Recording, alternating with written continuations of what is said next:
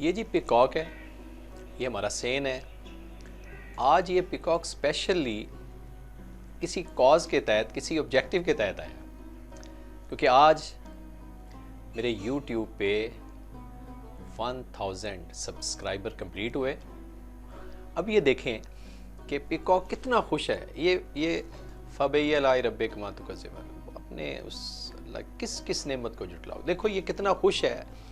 अल्लाह ने स्पेसिफिकली, मैं इतना गुनहगार बंदा हूँ, लेकिन ये आके ना इतना चहक रहा है। ये देखें, ये इस वक्त पैलें डाल रहा है, खुश है, अपने परों को फैला फैला के मुझे अप्रिशिएट कर रहा है कि आपने बहुत अच्छा काम किया। बहरहाल इंशाल्लाह मुझे उम्मीद है कि नकवी स्पीक्स आप सब के लिए एक बेहतरीन एक प्लेटफार्म होगा इंशाल्लाह। उसमें मेरा मेन ऑब्जेक्टिव पेरेंटिंग, तरबियत औलाद और मेरी वालदैन से ज़्यादा बात होगी इंशाल्लाह। ना ये कोई मेरी सियासी ऑब्जेक्टिव है। ये देखें कैसे वो खिल खिल खिल के वो जो है ना, वो बार बार, ये एक दफ़ा नहीं, क्योंकि मैंने प्रैक्टिकली, मतलब यू कैन से फिजिकली, मैंने फर्स्ट टाइम ऐसे पिकॉक, वैसे तो मूवीज़ ज़ाहिर है सारे देखी होंगी, ये मैंने फर्स्ट टाइम देखा। अभी ऊपर हो जाएगा, अभी देखें फिर से ये फैला रहा है अपने परों को, इतना खुश है। ऊपर गया है तब भी।